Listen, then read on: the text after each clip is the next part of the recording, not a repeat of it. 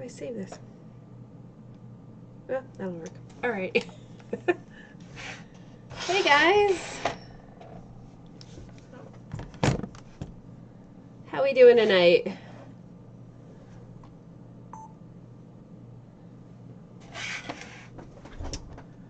Hello, hello everyone. Fighting with my camera. Oh, there we go, maybe. Okay. So glad you guys can be here tonight.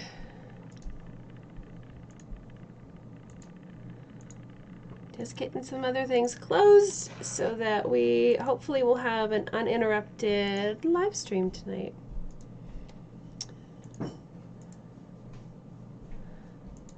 Okie dokie. All right, hi TH, hi Mina, hi Player 2. Hello Lisa. Hi Jeff. Hi Tracy. Player 2, you're burning. Awesome, very great. Hi Vivian. I am feeling a little bit better. I'm not 100%. I still kind of sound like I'm sick. I'm still fighting through it, but I am finally on the mend, so thank you. It's been almost 3 weeks of unpleasantness, so I'm really glad to be on the mend. Hi Eric, so glad you can be here tonight. Hi Terry. Hi Angela. Hi Fielderette. Hello David. So lovely to have you guys here tonight. Okay, so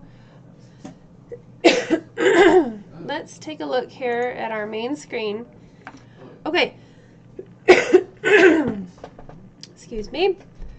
So tonight we're going to be adding watercolors to our stained glass image, and this is super exciting. Hi Shirley. Because stained glass usually has a lot of wonderful color, and so I've wanted to create this project for a very long time, and I do have the color version here. I might move it. It's too small for me to reference, so I have my little tablet here so I can kind of zoom in and see where to add the color. I've tried to have my reference photo on the screen before, and it just doesn't really work very well. So I'll be kind of referencing this other little thing here so I can see a bit better. Okay, so as far as supplies, we've got our pre-treated wood burning.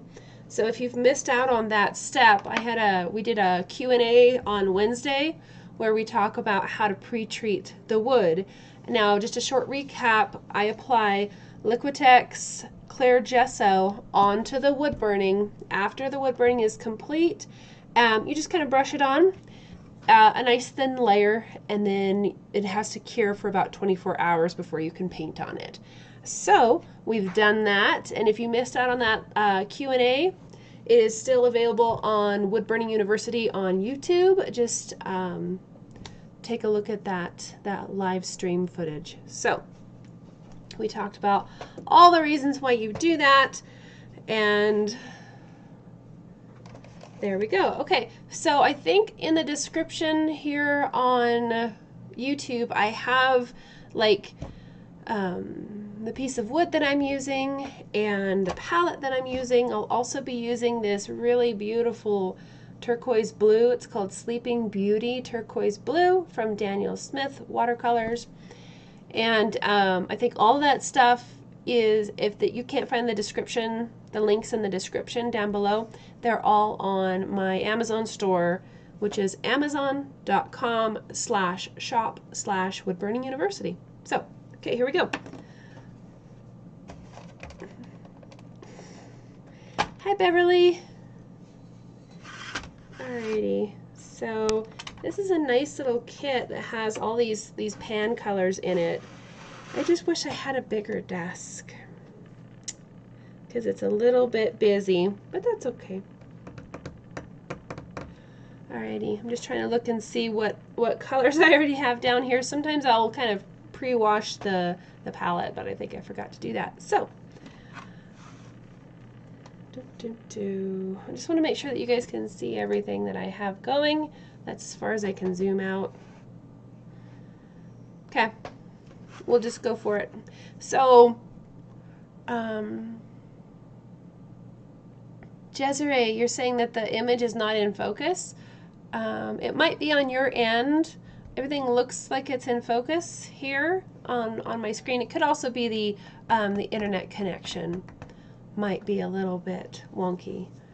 So, haha, I never noticed. I'm like underneath the little live stream tag. There we go. I'll move so I'm not hiding. Okay, everything looks good, guys. Hi, Monte. Glad you can be here. Alrighty, there. Now I'm not hiding under that live stream tag. Haha. Okay. Hi, Rich. Glad you can be here tonight. Okay, so I do have a little jar of water over here. Normally with watercolors, you're going to want to work light to dark, which is vastly different than the way we normally would burn, or I would burn, because I generally would burn from dark to light. So this is going to be kind of a fun little thing. And let's take a look. The first thing that I want to do is add some of these really pale yellow colors in here. Now, I'm not really going to mix white with the yellow to create the lighter yellow colors. I'll probably just mix a little bit more water in that yellow to kind of make it more transparent. Monte has a great question. What's your Patreon? So Patreon is, no worries at all, Monte. My Patreon page is patreon.com/Minisa. That's my first name. There at Patreon, you can get access to our huge library of live stream projects. You also get the patterns for free. So whatever pattern that we're working on, I make sure and include that. So we've worked on all kinds of different projects. This is our 53rd live stream. So each live stream is about 2 hours. So by becoming a patron, you get access to that 106 hours of live stream footage.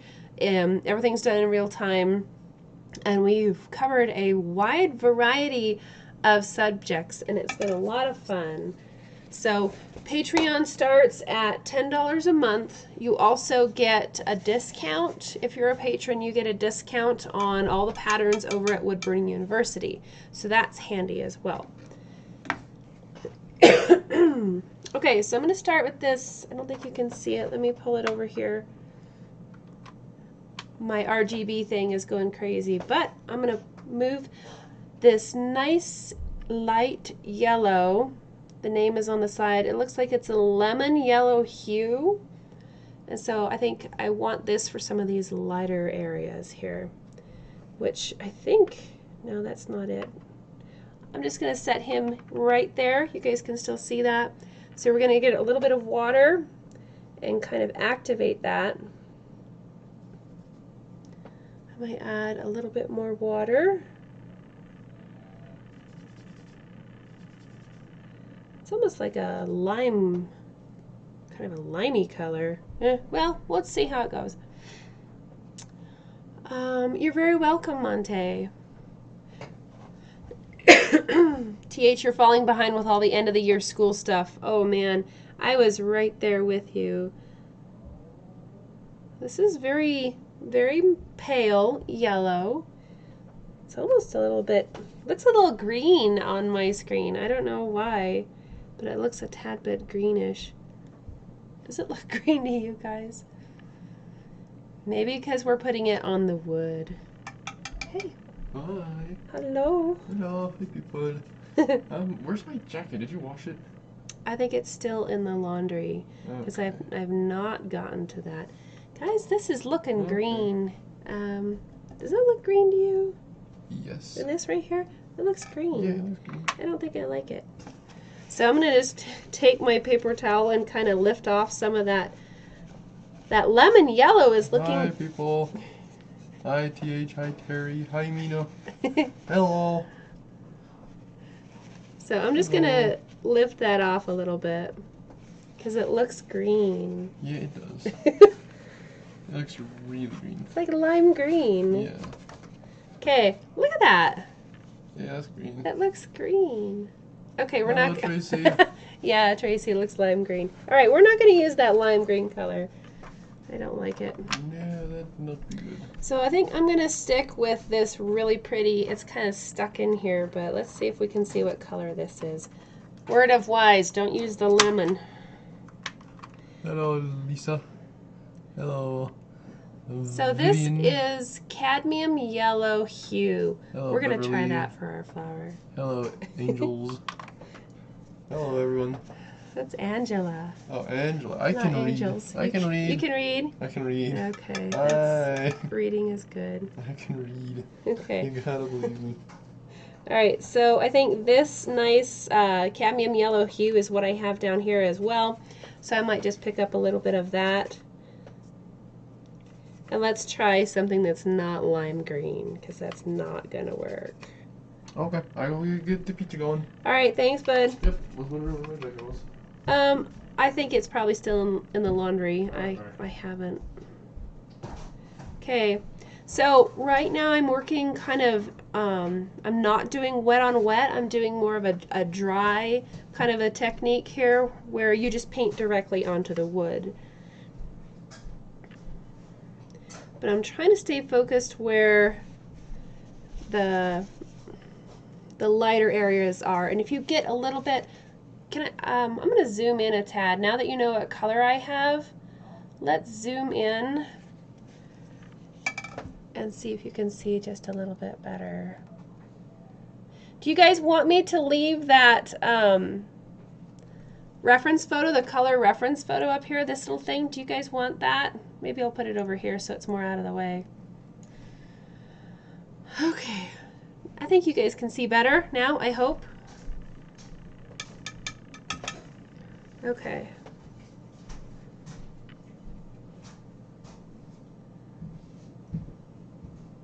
Okay, all right, so we're zoomed in a little bit. I'm still using quite a bit of water with this, but if you happen to get some of the paint down here on those wood burned lines, you can just take a piece of paper towel and dab on it and it'll lift right off. That's another reason that I love treating the wood first with a clear gesso or a watercolor grounding agent, is because you can go back and you can lift those colors off and they don't just sink right in to the wood, because once they sink in, they're there and you can't really do much with it. And if you happen to miss a spot where you covered over your dark lines, you can always go back with like a wet Q-tip and lift that off as well. So just trying to see where our other nice light areas are. And I'm not using any fancy brushes or anything. I bought a couple of paintbrush kits over the years.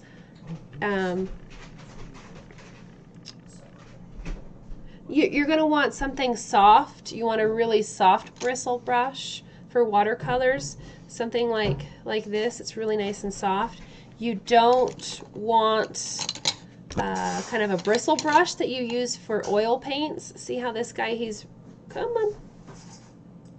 This one is got really rough bristles. It's almost like kind of straw, or it's really rough. I wouldn't use those for watercolors. So just make sure that you have a really soft, fluffy brush.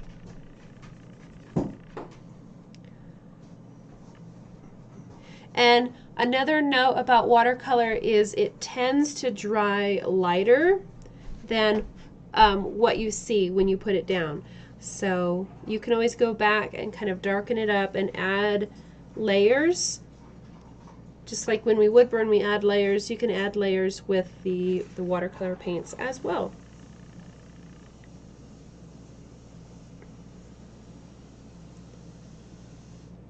Because see, our original spots there are now looking quite light, I think.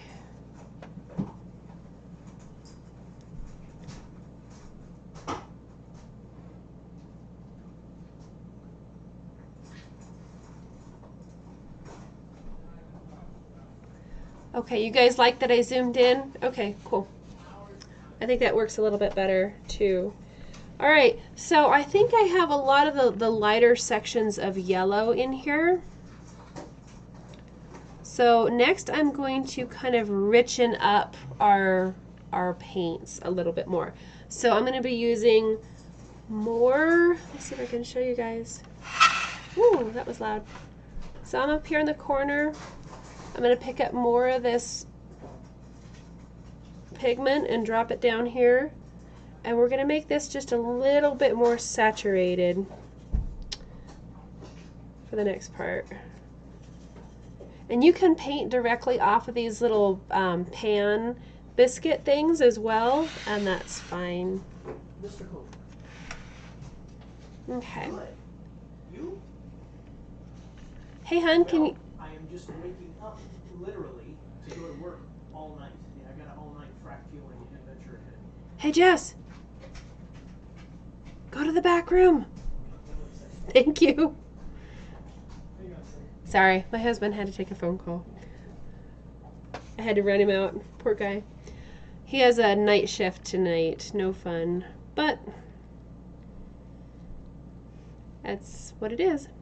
So you can see that already it's the same exact color, this cadmium yellow hue, but look at how rich that color is just using it straight off of the pan and not mixing it with water. So it's very, very pretty, very lemony. And so we're just going to kind of just add these on a lot of our really rich lemony tones. I think it helps to work from the top down on this project so you don't wind up putting your hand in the paint, but whatever works best for you. Just make sure that your brush kind of stays wet enough to where the paint will glide nicely.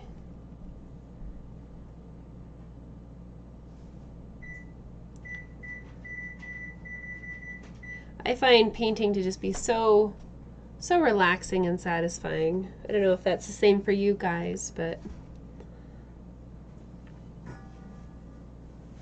And as you can see, I'm kind of going over some of our woodburn lines here, and it makes when you add the yellow over the top of the dark lines, it looks almost like greenish, but I'm not going to worry about keeping everything super clean right now. I can always go back and lift that stuff back off with a little Q-tip, or if you fold a piece of paper towel like that, you can kind of dab off on those lines and clean it up a bit.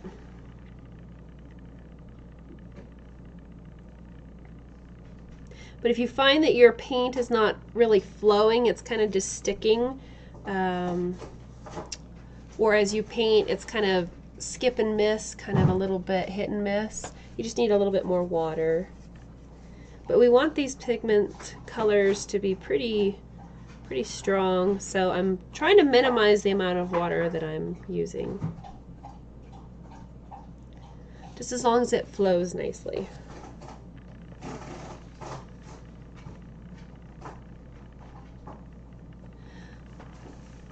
You're welcome, Tracy.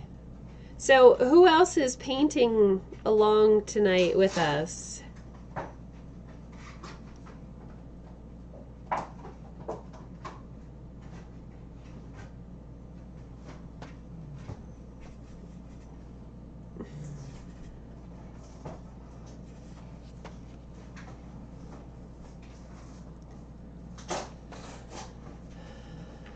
Jeff is saying, looking forward when you can have online courses and Zoom calls for beginner. Yes, Jeff, I am working on that as well. This last month, like I said at the beginning, I've been very sick for almost 3 weeks now, and a lot of everything that I had going just stopped. So, but there's actually a lot to do to get the Zoom calls and the online courses going, but that is still on the forefront of my agenda.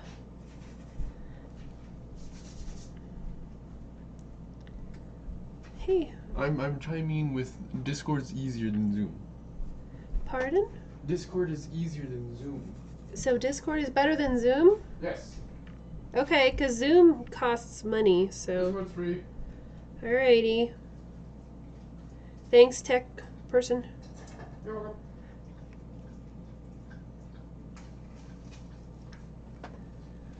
welcome. Mina is saying when I say to use a Q-tip to lift that paint off, is it a dry Q-tip or a wet Q-tip?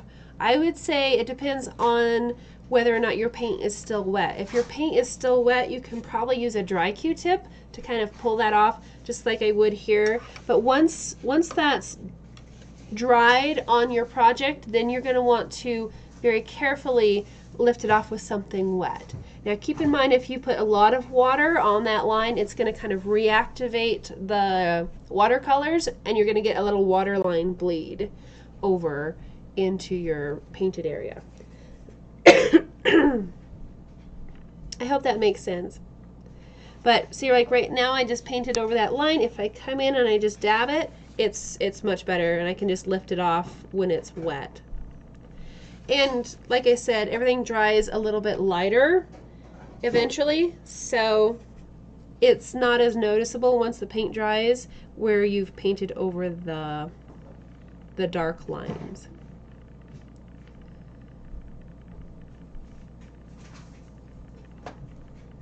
And so I am leaving little bits of wood kind of peeking through. I kind of like that for highlights. You can see right in here there's some lighter areas that haven't been painted. I like that just because I think it adds a little bit more depth in the project than having something solid.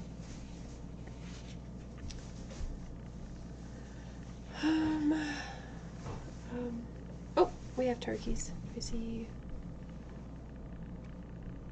Oh, okay. Tracy says you were out house hunting again with your husband. Oh, that sounds so exciting.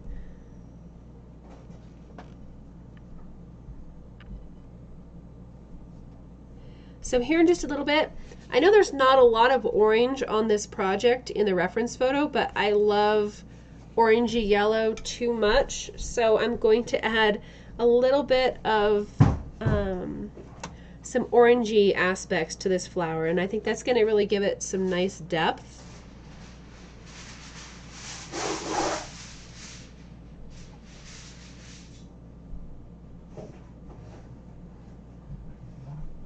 Okay, so on the reference photo, this top leaf, it's actually green. It's a leaf, so we're not going to paint that one there.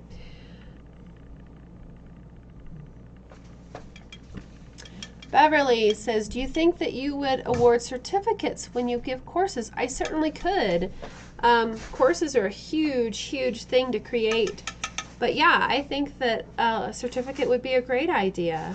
I love that, Beverly. Thank you. Hi, Barbara. Okay, so I have this orange right here. Let's see if we can get, oh, he's not stuck. So this orange is cadmium orange hue, and I'm going to use kind of a watered down version of this to add, like, you know how we shaded in some of these darker sections here where the overlap is to create that sense of depth? I'm going to add a little bit of a touch of orange down in those recesses of the flower to kind of give it just a little bit more depth, and we'll see how that works. So, and that one is, I think, right here. I already have it on my palette, but that's okay. Are you guys okay not seeing the palette, or do I need to maybe move things? Hey, why don't I move me and the flower? I still can't see very well. Okay, so I'm working right here, and here's our little biscuit.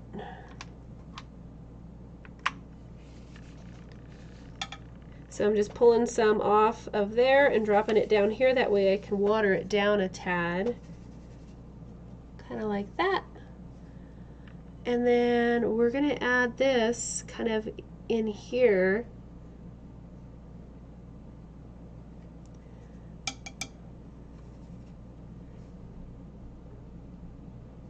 And it kind of has a chunky aspect, so I'm going to just dab those leading edges and blend it.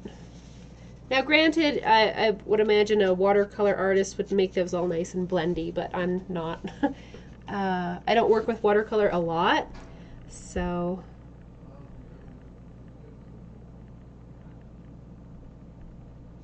I'm just going to gently dab on those leading edges to kind of blend it in. But I think this is really going to make this flower pop and give us some great dimension here.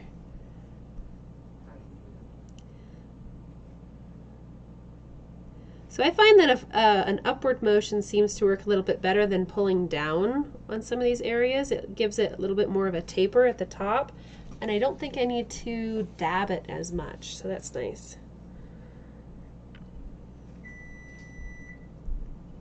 So I'm going to do an upward flicking motion here. I think I like that. Terry, yeah, it's a biscuit. Sorry, I don't know what, I think they're just called pans, but I like biscuit. It's a cute little, looks like a little loaf of bread. Maybe I'm hungry, I don't know. Beverly, yeah, the orange just pushes back and really gives that dimension. That's one of the reasons I love adding orange with any yellow project. I just can't not add orange.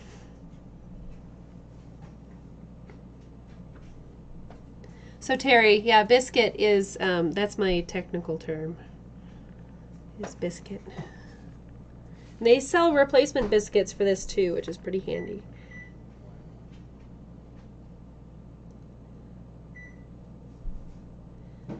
Now another nice thing, since we pre-treated the wood, excuse me, we can go back with some of this yellow and blend out some of those orange lines there as well. So instead of dabbing or using an upward flicking motion, you can go back with the yellow and kind of blend those orange lines out a little bit if you want a more blended feeling to it. Otherwise you can keep it more just kind of fun and flowing, and you can see the watercolor marks in there, and that's fine.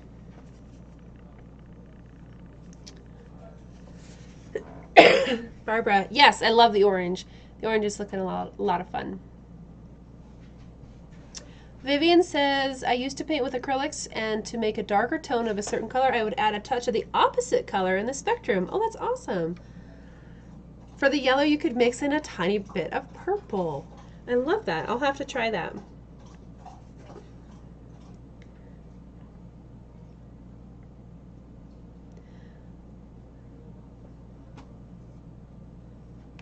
Oops.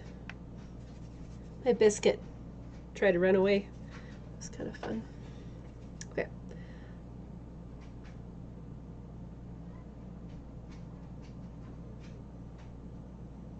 So I'm not really looking at the reference photo much. I'm just adding this orange into the darker areas of the petals.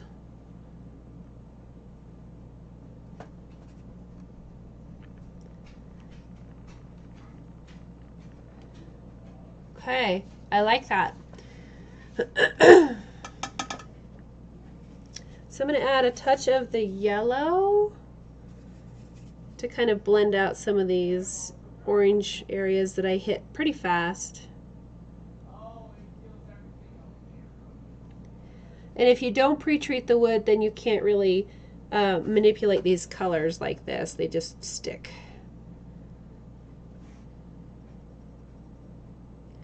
Okay, so that, I really love the flower, guys. Okay, so next up,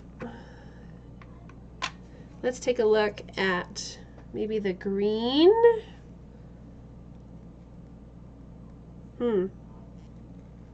It's almost like a bluish green. Okay, so I have on my palette, I have a little green biscuit here. And this green biscuit is sap green. Let's see what we can do with that.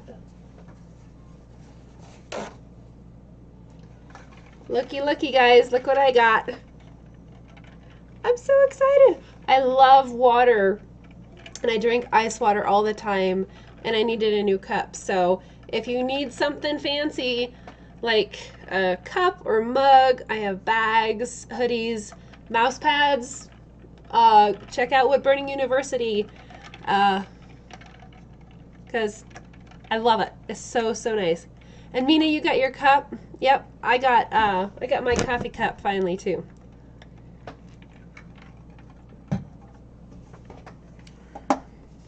Mouse pad. I know it's backwards in the picture, but these turned out so nice. Now I finally have a mouse pad on my wood burning desk, which is great. So, all right. Thanks, guys. Yeah, these, I really love the logo for Wood Burning University. It took me about a month to make that, so I put a ton of time into that logo, and I'm very proud of it, and so happy to get my cup finally. All right, so let's take a look at this green here. That's a pretty green. I'm thinking I might combine our Sleeping Beauty turquoise with this green and see what we can find. Larry, you got the wrist pad for your birthday and you like it. That's fantastic. That's this little, I don't have it here. It's here somewhere. The little bean bag that I always use when wood burning. I love them. Yes, Mina, the mouse pads turned out really, really nice. Barbara, you have another mouse pad that awesome from a while back. Yeah, Vivian, definitely check out the Wood Burning University. So the merchandise part on Wood Burning University is on the home page. So just go to the home page, woodburninguniversity.com, and scroll down, and everything, all the fun stuff is right there. Shipping is a little bit much because I really try to make sure that I have producers that are here in the United States. I don't ship or I don't outsource these merchandise things like the cups and the mouse pads. I don't send that out of the country because I want to support the American businesses. So it's a little bit more, but I really like supporting those in-country businesses. Okay, so I have some sap green down here, and then I'm just gonna, I don't really want to get into that one. I'm gonna add a touch more of this Sleeping Beauty turquoise here, and let's see if we can't match on the picture a really nice turquoisey green blue. Oh, hey, there we go. I like that. Okay, so, woo, that's kind of intense. I'm gonna water it down a tad.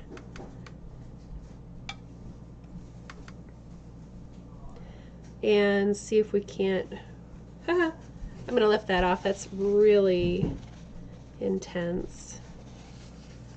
It's like an undo button. You just kind of like undo it. Redo, undo.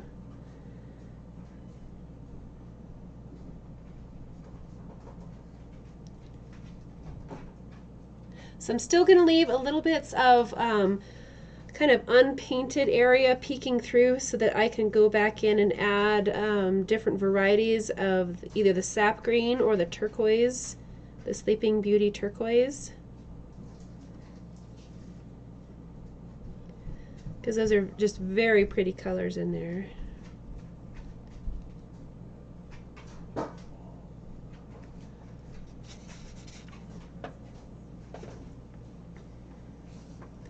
Thanks, guys.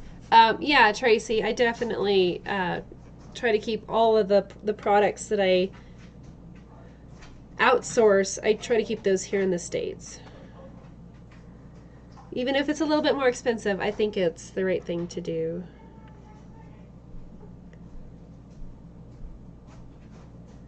And they do ship, the merchandise things do ship from different suppliers, so that's why the shipping is a little bit high, because you have you know, this company in Texas is shipping the mouse pad, this other company in, you know, Washington is shipping the cups, and so the shipping is a little bit more, but they're really nice quality, and it's a lot of fun, for sure. Hi, Deb. Thanks. Yeah, I'm not 100% yet, but I am definitely on the mend.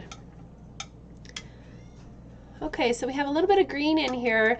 I really want to pull some more of this turquoise, so let's see what we can do to make a slightly greenish, turquoisey, bluish color.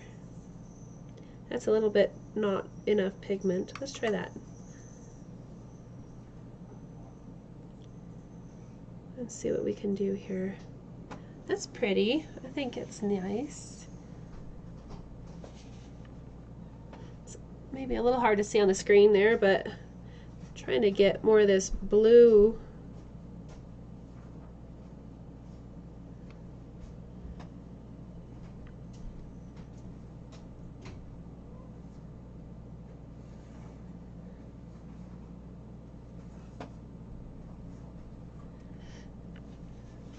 Hi, Claire. Glad you can be here tonight. Tracy says, oh, you would rather pay more for shipping from United States producers. I agree. Glad you can be here tonight, Claire. You're doing a watercolor ink project soon. Awesome. Where's the reference photo from? This is a Wood Burning University project. So you can go onto woodburninguniversity.com, go to the pattern section, and it's, I think, the very first pattern in the list there. If you're a supporter on Patreon, you would get this project for free. So otherwise, it's I think it's a premium pattern, so I think it's like $10 over on Wood Burning University.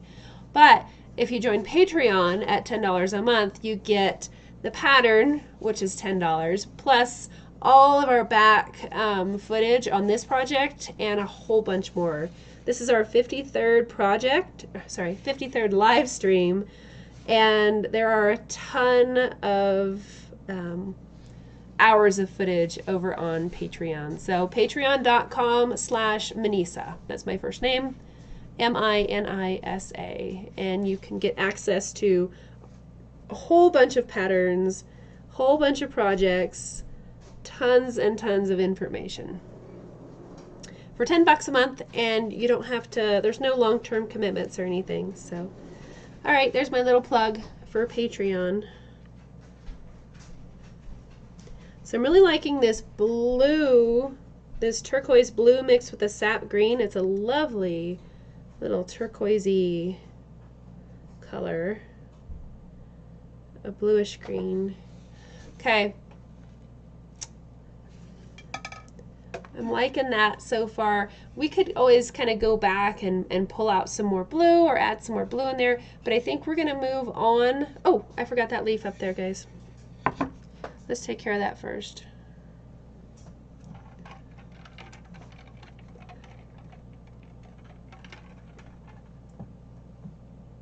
Barbara, yes, thank you. Please make sure that you like the live stream.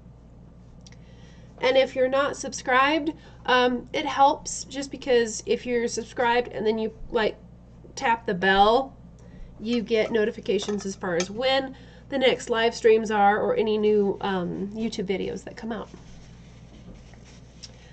Barbara, I love that color too. Jeff, do I ship to Canada? Yes, I'm pretty sure that my suppliers ship to Canada. Don't quote me on that. I'll have to look into that. Tracy says, how do I upgrade from the 10 on Patreon package to the 15?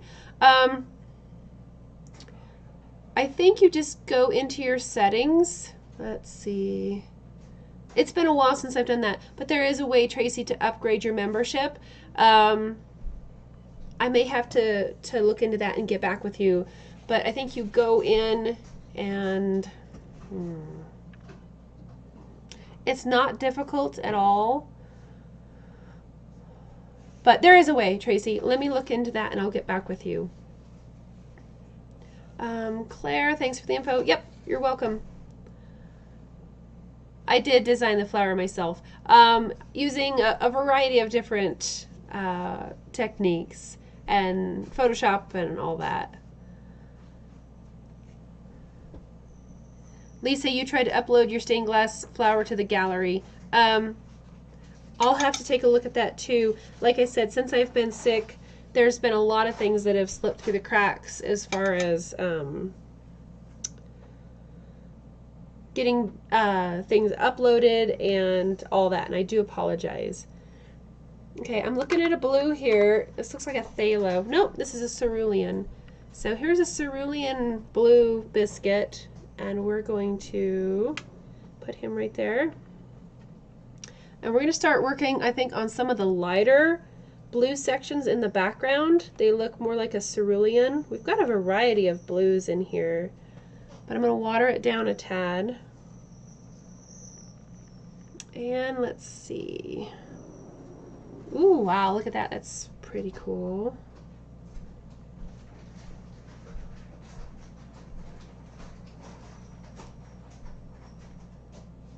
I didn't stand the lines on that one.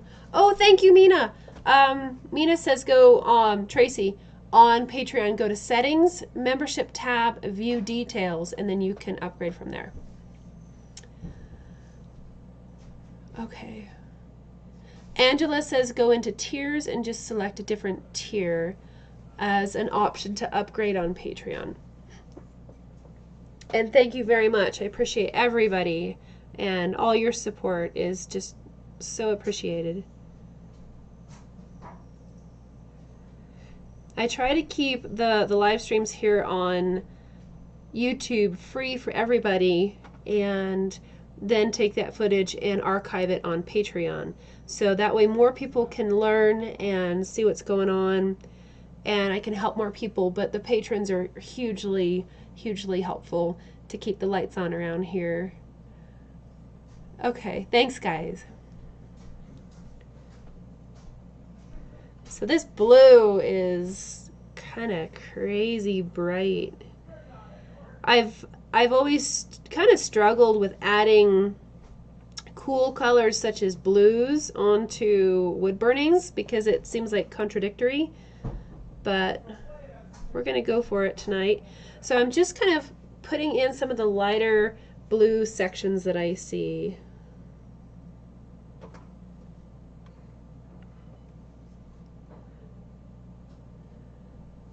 And just sticking with the same color, this nice cerulean blue. It's kind of watered down, so it'll be more transparent.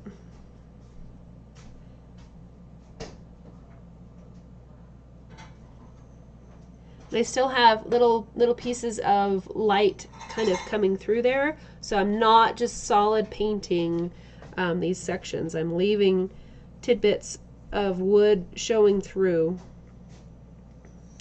Because just like with watercolors, this would be our white surface, and so I do have a little white biscuit here, but I'm going to try to avoid adding white unless, I don't know, we really need to.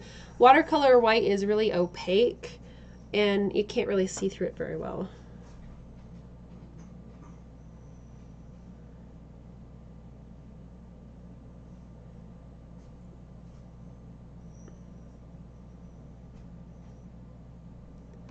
Hopefully you guys can see okay, I hope. If I need to zoom in, you guys just let me know.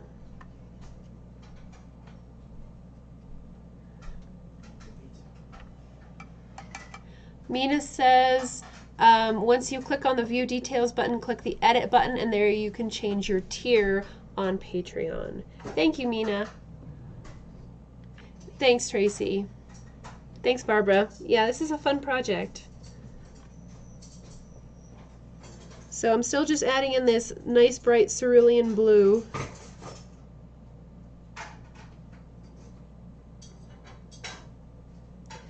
And then we'll switch colors here in a bit and start adding some other with the turquoise. There's a wide number of different blues in this project.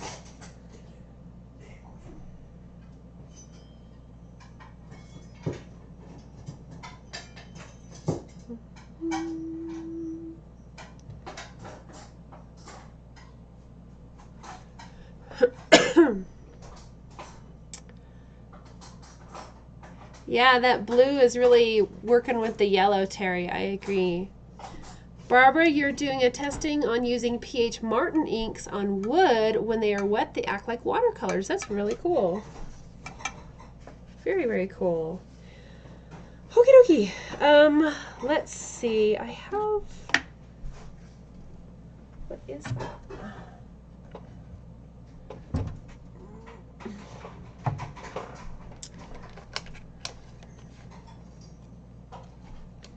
Oh, that's indigo. No, that's indigo. Sorry, I'm just looking. I have some other paints here on my palette, and I'm just trying to figure out what's what and where they came from. Cobalt turquoise. Okay, cool. All right, so I think we're going to activate this Sleeping Beauty turquoise blue right here, and we're going to start adding some of this into the background. Let's see.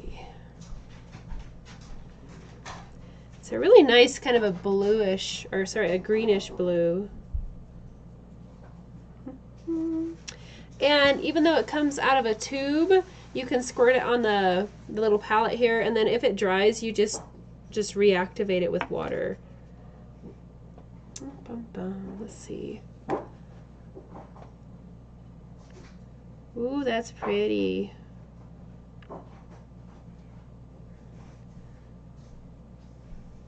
So I'm going to try to really mix up some of these areas where we're adding the color. So, where is that? There it is.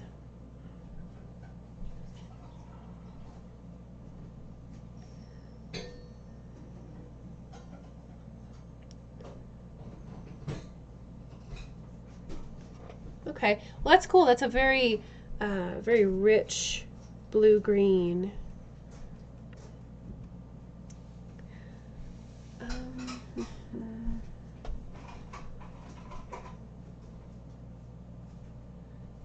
Lisa has a question. Question says, I have noticed that when transferring, I tend to want to draw every little line, then I get lost when burning. Any suggestions?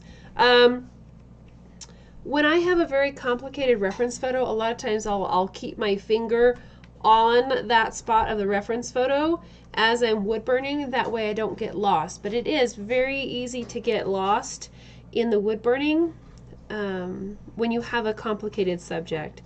So personally, I would rather transfer more information onto my project than less information. I find that I do better with the more information. But just, if you've seen some of my time lapses on YouTube, I have like my hand right on the photo and I'm working like this, and people are wondering why I'm like feeling the reference photo. It's because I'm keeping my finger on the exact spot where I'm working.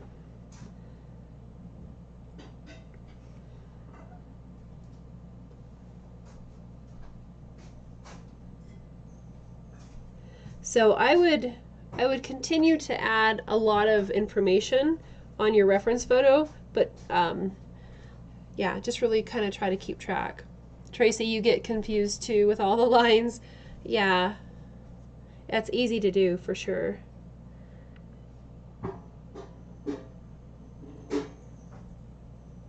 So I'm just jumping around here quite a bit looking for the same color that's showing up in the project. I think that's coming along pretty well. Let's see.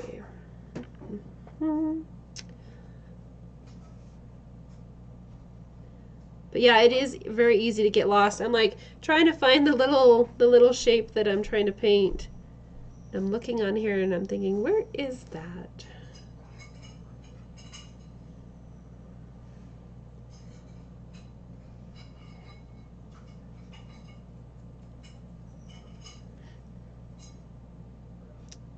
Thanks, Terry.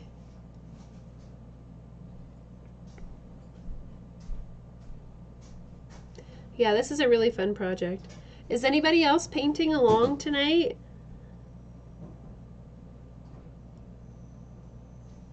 I try to give you guys enough time to you know, pre-treat the wood and get everything done. But I know a lot of people like to watch the live stream first and then go back and rewatch it while they work, and that's awesome.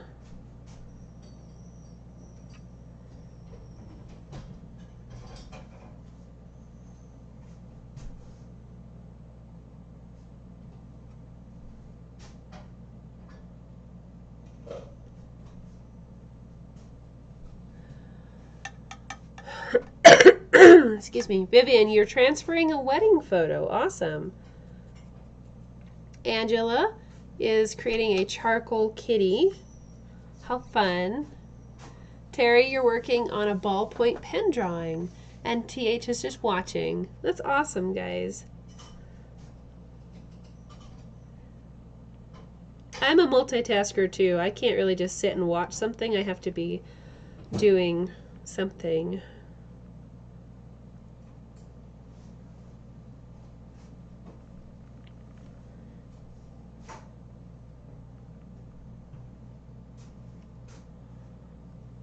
So I know here on our reference photo, the frame looks kind of golden.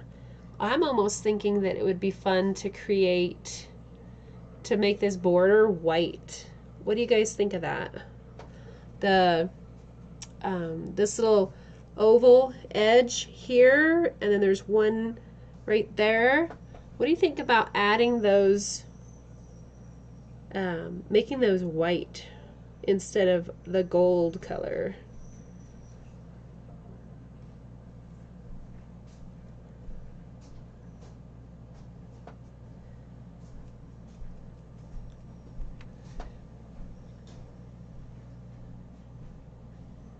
Angela, you're figuring out what colors to put on your trout wood burning. Oh, that'll be fun. Nina, you're taking notes. Awesome. Yeah, watercolors are a lot of fun. Jeff, you are watching and learning while you're at work. Very cool.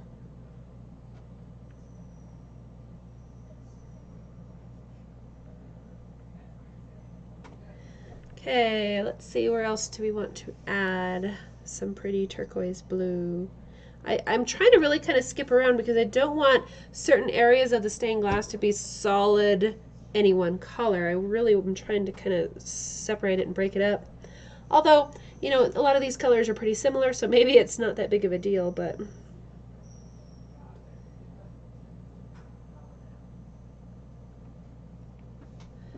Let me see.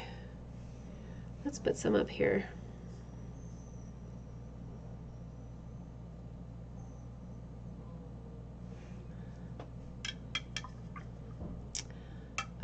Let's see. Lisa says go for white. Vivian, go for white. Beverly likes the gold. Mina likes the gold.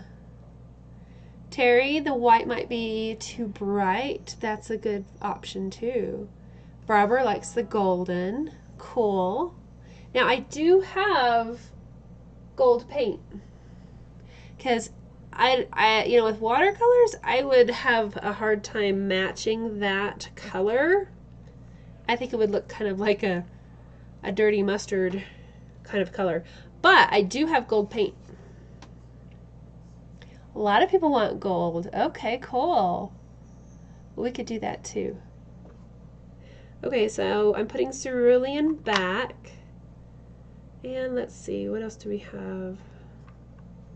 Here is ultramarine, nope, cobalt blue.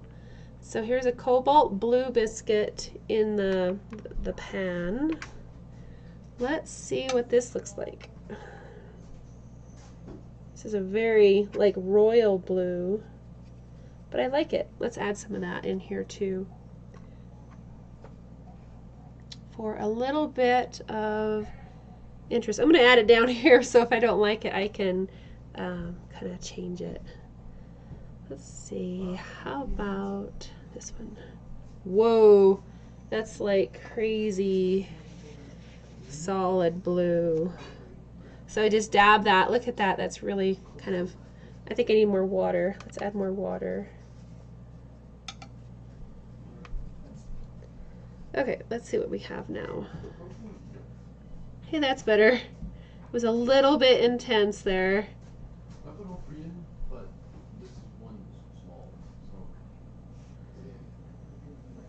so. Well, you're just gonna go over there, I guess. Okay. So this is almost like a darker, it seems like a darker blue. So I might add it in some of these darker areas here, and we'll just see how that turns out.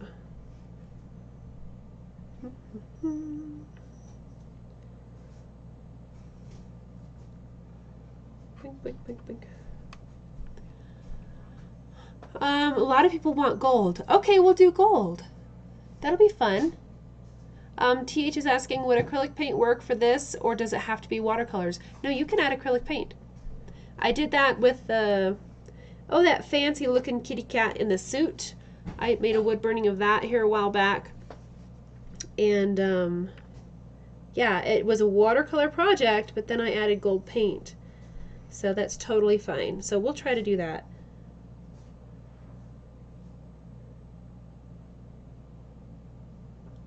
Okay, well this is fun. I really like this pop of cobalt blue in here. It's very different from our other colors.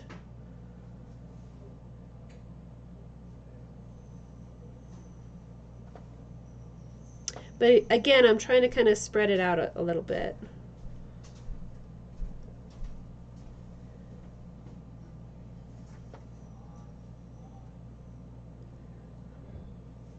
See, there's quite a bit in here. And you can paint over areas that you've already painted, so you can kind of adjust the colors if you'd like. That blue, yes, that cobalt blue is very vibrant. Let's see, let's put some here and here.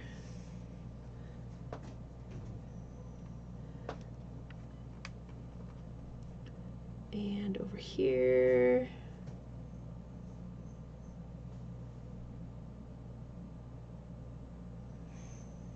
I like it. That's pretty fun.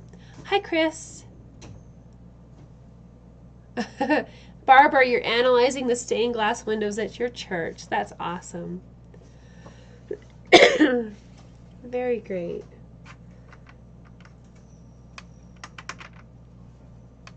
Oh, that's getting pretty bright. But let's go up here.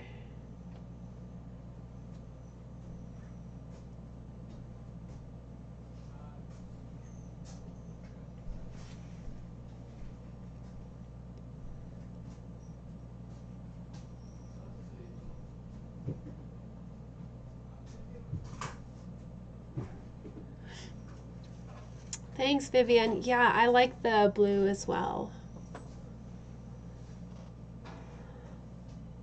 And I like the different colors of blue in the background. I think it makes it much more interesting than if we just picked one blue. So that's why I'm kind of really jumping around here. And like I said, sometimes it goes on and it's like, whoa, kind of scary bright, but it generally dries lighter. And then if it's not light enough, if you added too much water, go ahead and go back and add another layer of your color that you like.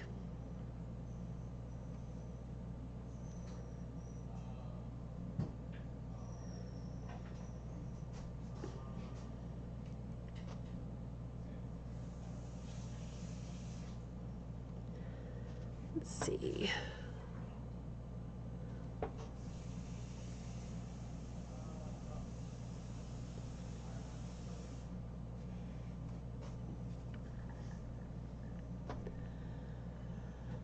Oh, Terry, all your stuff is packed away. Yeah, that's frustrating, I know.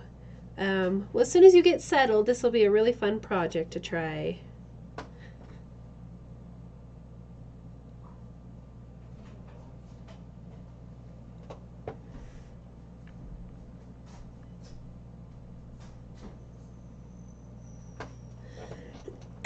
Hey guys, we're getting there. We have just a few more little chunky pieces to go.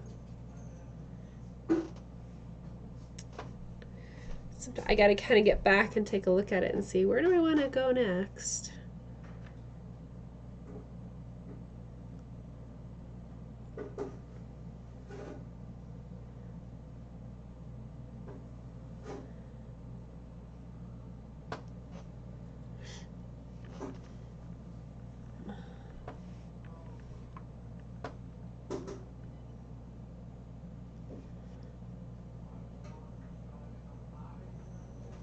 Okay, so that's looking pretty good. I forgot that leaf up there at the top. Let's go back and take care of that. It's kind of starting to stand out now, I think. Okay, so we were working with a blue, this nice sap green, and Sleeping Beauty turquoise mix. So let's add this in here.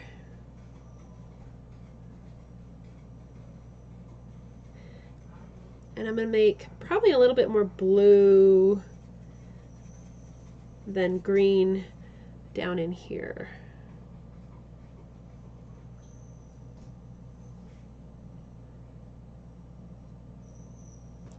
Okay, that looks better. Let's see.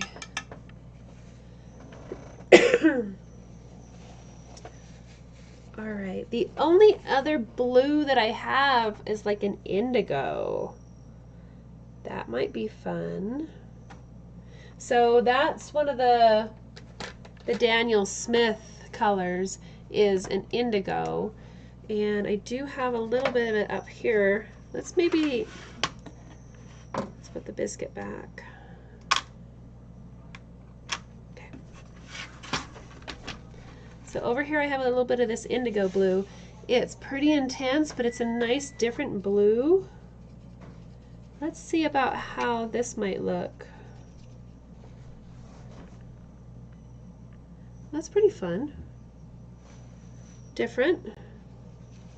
I might add a few pieces in here like this. This indigo is a bit dark.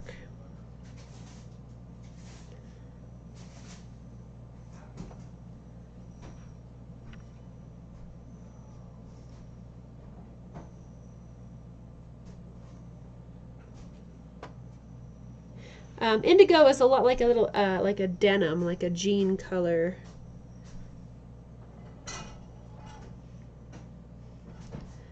So I'm going to hit some of these darker pieces of stained glass with the indigo.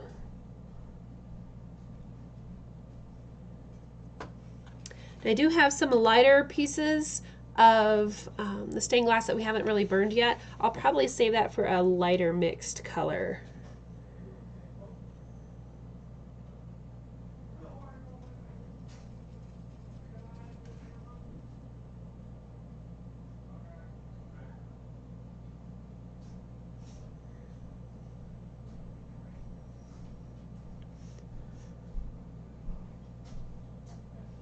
So I know we talked about our next project is going to be a bear. Remember we were talking about the face of a bear, because Wood Burning University's mascot is the Burning Bears. And we were looking at doing a bear face, but half of you wanted a beginner, like a more simple project, the other half wanted a more realistic project. So I'm thinking about a bear face that's half more simple design and half is a more realistic design. So do you guys still want to do that project next after we're done with this for the weekly live streams? Let me know. And would you rather I do the split face bear with simple and difficult, or would you rather I do a simple bear face and then a realistic bear face? So let me know what you guys want. If you want a half and half bear, or if that might be a little bit odd, we can do two projects and we'll do a simple bear and then a realistic bear. So go ahead and throw that in the chat and let me know what you're thinking.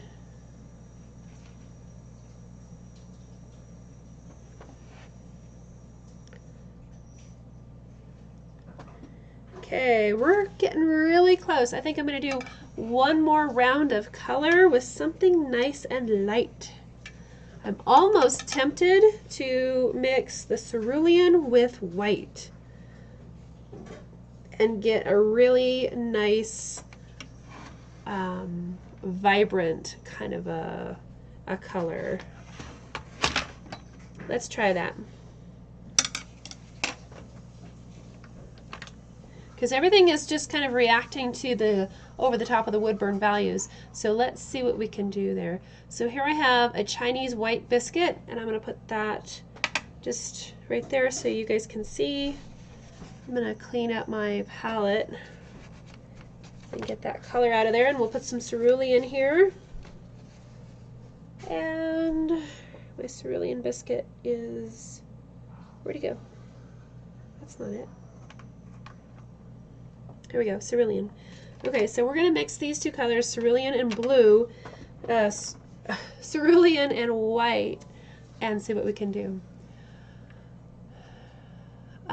Barbara says, love the indigo for shading. Wonder what would happen if you used just a touch of it on the outside of the yellow petals. That would be really interesting. I don't know. It's kind of scary though. We'll see. TH says, yes, a bear. Terry, a bear. Angela says, a split bear. Rich says, a split bear. Larry wants a simple and realistic bear. Lisa, a split bear. TH, half and half bear. Eric, split bear. Barbara says realistic, but what about doing the mascot for your university with a realistic head and simplified logo on his shirt? Huh, that's an interesting thought, Barbara. That's very interesting. Cool. Beverly, simple and realistic, so split. Shirley wants separate bears. Terry says realistic. Okay. Barbara, 2 separate bears. Okay. Tracy, simple and realistic. Jeff, simple and realistic. So a lot of people want half and half. Probably what I'll do to make sure that I have something appropriate for everybody is I will create a simple bear face and I will create a realistic bear face, and I'll have those both patterns available for the patrons so that you can create either one if you want. What I'll do probably on camera is cut that reference photo in half and match them up together, and we'll do a split face bear. But I'll make sure to have reference photos so that if you want the simple bear full face, you can do that, or the realistic bear full face. How do you think about that? I think that way everybody gets kind of what they want. Let me know.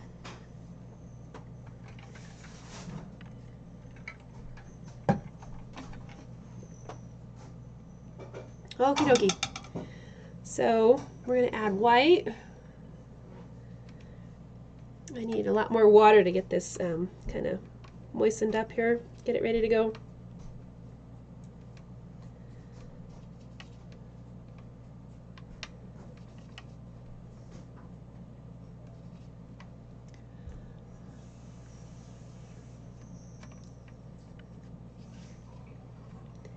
Okay, so I don't want to taint my white little biscuit here, so I'm just going to put this down below and then mix these colors on the palette.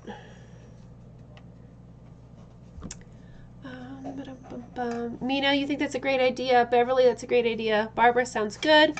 So I'll have 2 reference photos and then I'll put it together and I'll show you how to do both, and then you can kind of finish out the rest of the project on your own. Okay. So I will do that. That'll be next Friday's project.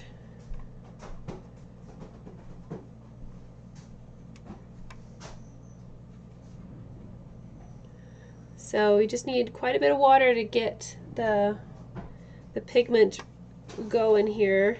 Okay. We move those, and now we'll mix these together and see about getting a lighter blue in here.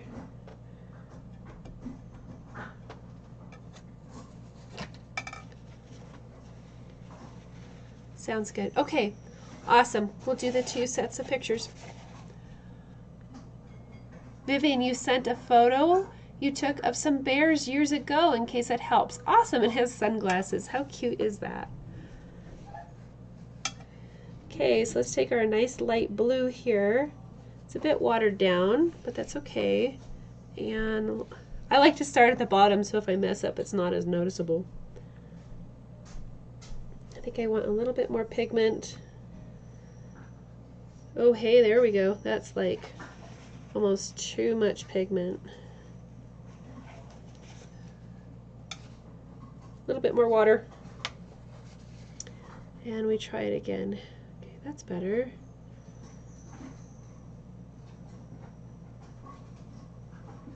So I'm hoping that these pieces will really bring some light. Whoa, they're pretty pigmenty. Hopefully when they dry they'll even out. So let's go for it.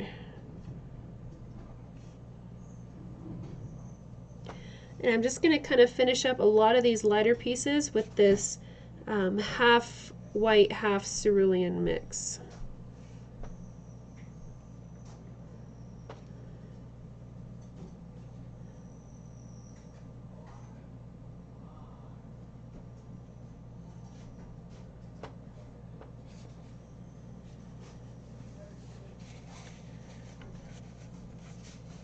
Lisa, yes, absolutely. I will make all 3 patterns available.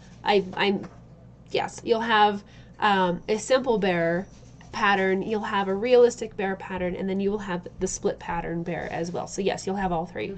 Thank you very much for that clarification. I'd intended that, but I didn't say that, so thank you. Yeah, that light blue is crazy. We'll see once this soaks in how it turns out. It's pretty intense. I almost want to pull some of this out of there. But we shall see how it turns out. So I'm saving some of my lighter chunks for this.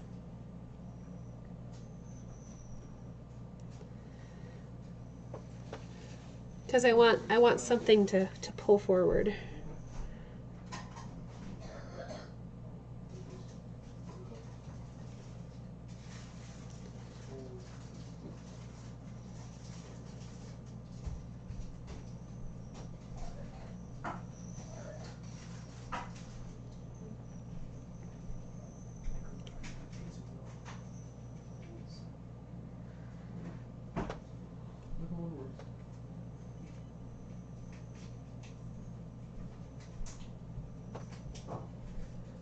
Hey, that's pretty cool. These guys down here are like majorly crazy. I'm gonna dab them just a tiny bit.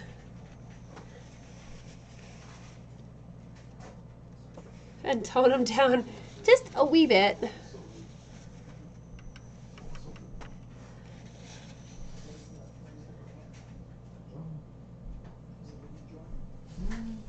So if you find that your stained glass project is getting a little bit dark and you want to pull some of the light, I would mix your colors with the white, and that will really, like you say, it'll pull it forward and make it look much brighter. And it looks like it's backlit.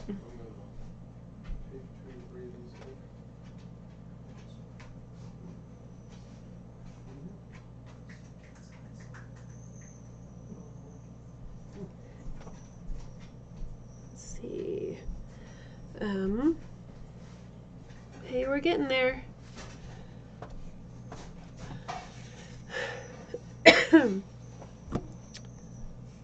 Barbara, I like the lighter blue too. Yep. Lisa, I agree. Mina, the colors are amazing. Awesome. I love it. Vivian has a question. Do you have any tricks on how to burn very complicated wedding dress lace? Wedding dresses are normally white, and so is lace, so you're going to have to do very intricate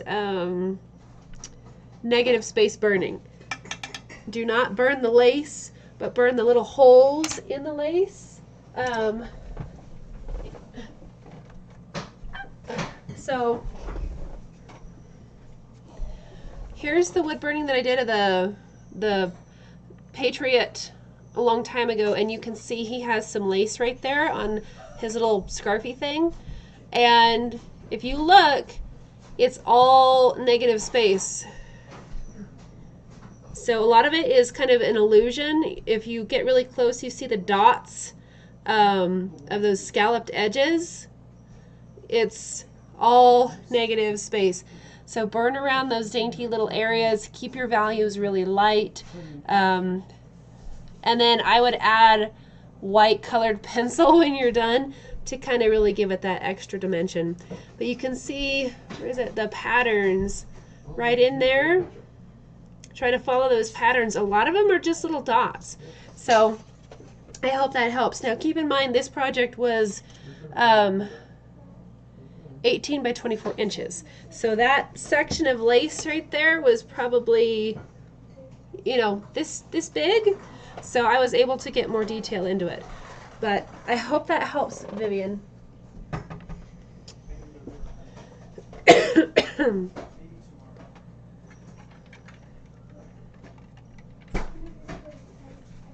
Yeah, I'm liking that as well. That blue. They're starting to dry.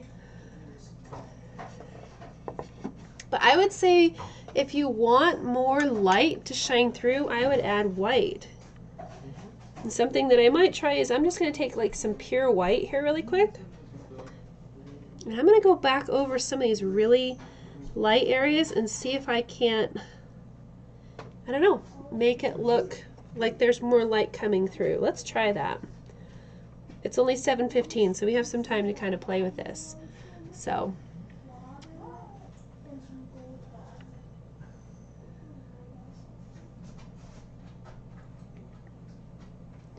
Okay, Vivian, I'm glad. I hope that helps. Very, very good. Yep, it's all just negative space. You got to burn around those cute little scallop edges or any other kind of a pattern that you see in there. So this is just white paint. Whoa, hey, that's kind of intense. Maybe a bit too intense. I might let it go, because it's going to dry lighter than that. Let's see what else we can do to add some streaks of light in here.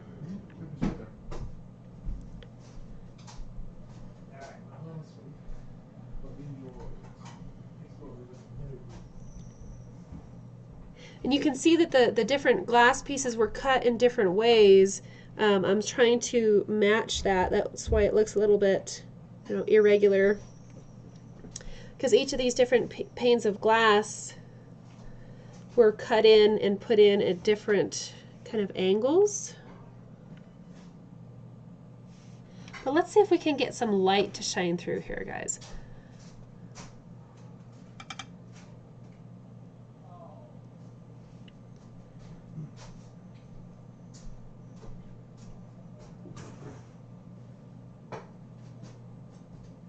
Because I'm liking this, but I would like more of that backlit illusion. So let's see what happens when we add white.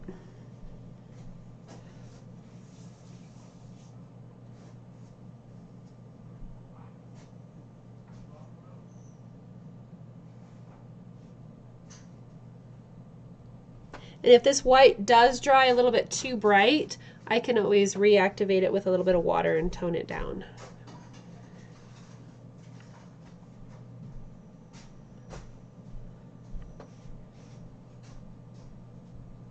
This is fun. A lot of this is very experimental.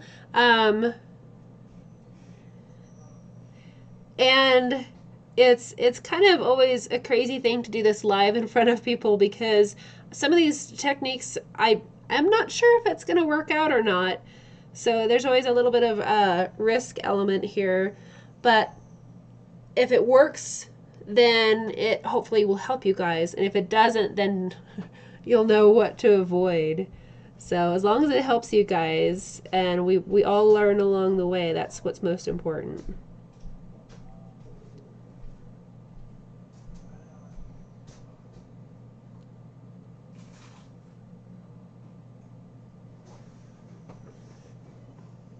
So this is drying, and it's not near as intense, and I think I like it, guys.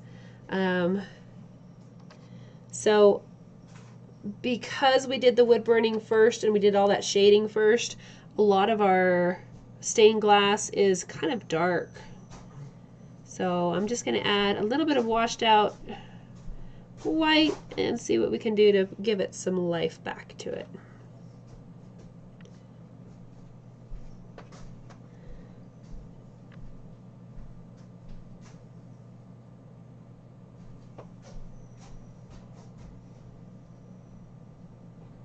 And I'm really just kind of, you can see I'm just adding a few lines here and there as like the light is peeking through the glass.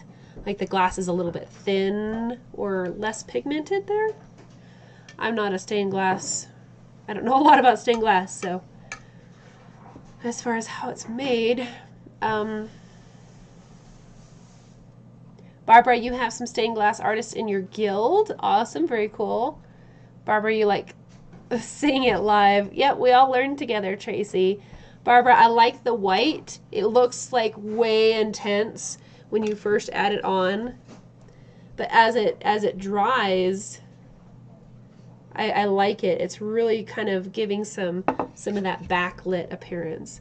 In fact, I think I'm going to add a little bit of that white in the flower too. Let's see what we can do with that. In some of these areas that were a bit,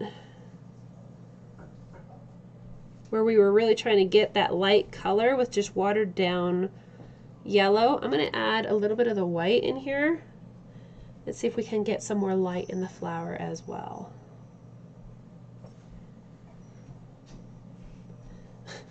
I have a parade of turkeys out the window. They just live here anymore. They don't leave much.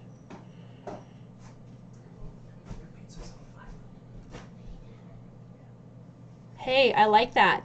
Look at some of our highlights that we have showing up in the flower. I don't know if this is like not something you're supposed to do with watercolors. I know a lot of times they're working on white paper and we're not, so I'm going to cheat and I'm going to add white paint just to make stuff a little bit brighter. Because our base layer is not super white, so I'm going to cheat. I'm going to use white paint.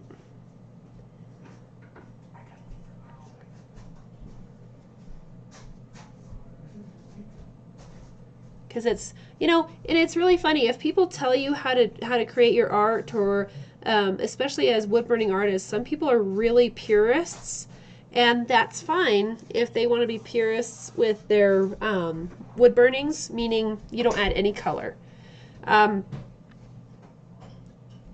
That's fine if they don't want to add color to their projects, but I do kind of get frustrated when they try to tell me or anyone else that, oh, wood burnings should only be pure, you should never add color to a wood burning. That kind of bothers me a little bit, just because number one, it's my art, and so I can make it the way that I want. And same thing with you guys. Don't let anybody tell you how you should be creating your art. Constructive criticism is always helpful, but at the end of the day, it's your artwork, and if you want to paint all over it, you go right ahead. So don't be afraid of what other people think as far as what you do with your art.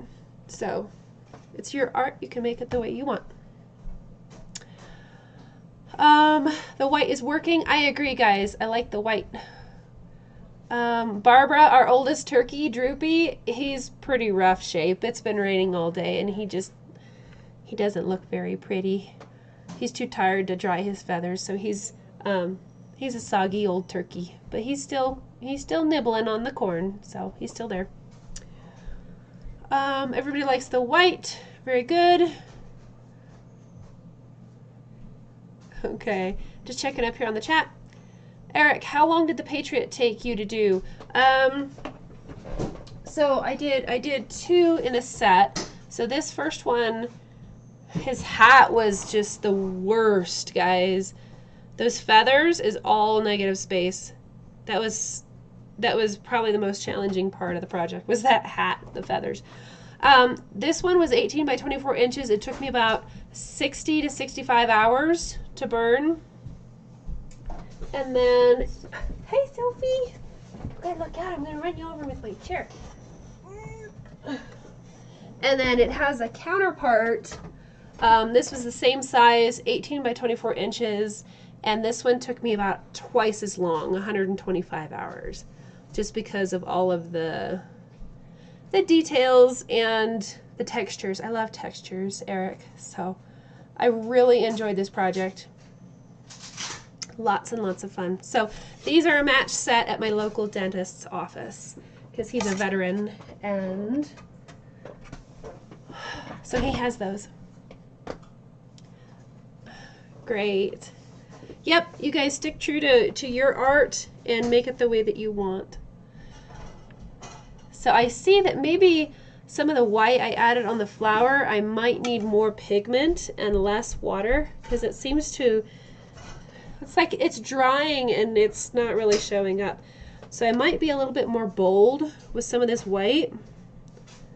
And I'm going to redo this really quick, just on the flowers.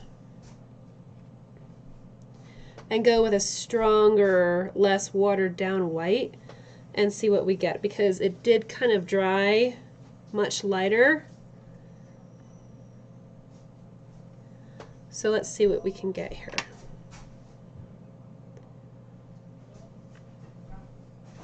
If it turns out that it's too intense, we can always kind of blend it with a little bit of water after a bit. Because it was looking great and then it dried really light, so.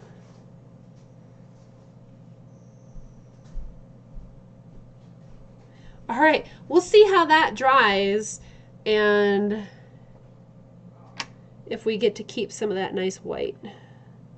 Because I was afraid that this was too bright down here. I think almost a solid white would be better. But live and learn, so.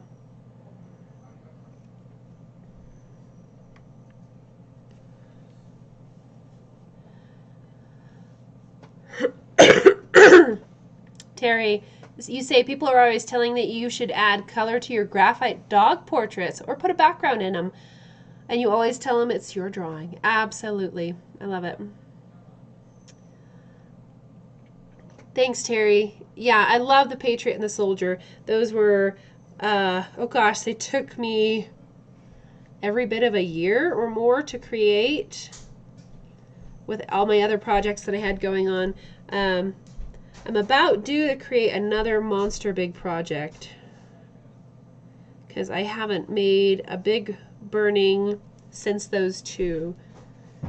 And I like the little ones because they go quick, and then I kind of get a little bit bored and I want to create a really big, crazy, insane, lot of time involved project. And I'm almost there.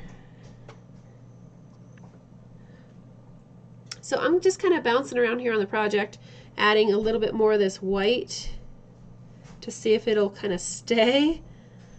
And then I'll grab the gold paint here in just a minute and we'll add gold to the frame. I'm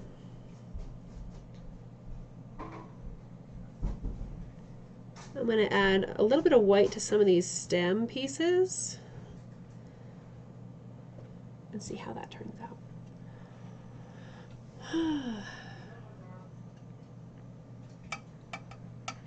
Barbara is saying you might want to do gouache for the white. Okay. Yeah, I don't have gouache. I've never worked with that, but that's a good idea. Terry and TH, what will my next monster big project be? I don't know. Yeah, I don't know. We'll see. I have to find the inspiration for that one. Okay, so I added a little bit more white. We'll see how that kind of dries out. It seems better, but it's still kind of disappearing. So maybe a different, like, watered down acrylic might work better for some of our white, because I keep applying it and it kind of just disappears. So good to know. Hey, now I have on occasion added white colored pencil over the top of a gessoed project, but this surface is so rough that I'm not really crazy about how the white colored pencil looks like this, because it's all chunky and gritty looking, which is not very good. Sophie, I need you to move so I don't run you over. Okay.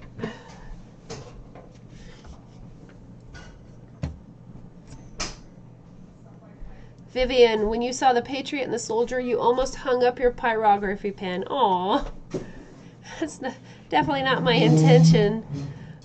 Those were such big projects. They took forever to create, so And I love that they're so big, I could get all that nice detail in there, which, like I say, I love textures, so.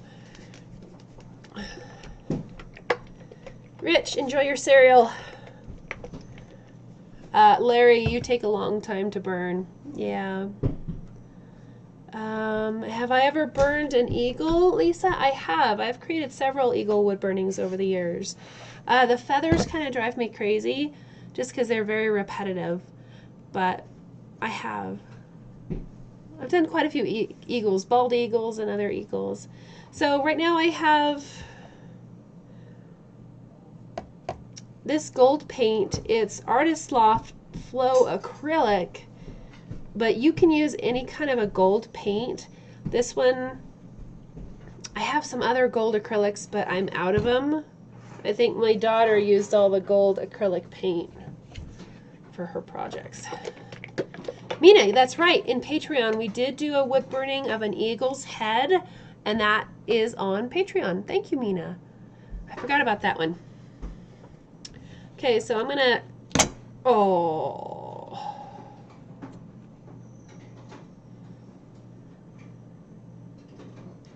That was not fun. It just pooped all over me. It blew acrylic paint everywhere. I just used this. I don't know why it was all pressured up. Blah. Hey Jess, can you bring me some more paper towels, please? Sure. And maybe a garbage can? Okay. I thought I had enough paper towels, but I don't. This enough? Yeah, that'll be good, thanks. Okay. And a garbage can. It's right around there. Thank you. I gotta go. Yeah, Barbara, I don't think that... You gotta go. I love you. Bye. Have a good night. Thank you. I don't think it splattered. I don't think it got on my tablet or anything else, but it just went all over my hands. You know, living at 9,000 feet elevation, if you buy something down in town and you get it up here, it explodes all the time, but I just used this and I don't know why it blew up. Okay, well, that was fun. I am the gold person now. Okay. So, we're doing really good, guys, on the time. We got like 30 minutes, so. Very nice, relaxed session here.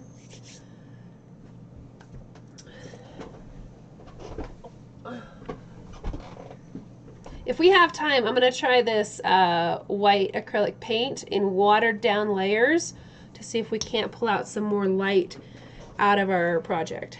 So,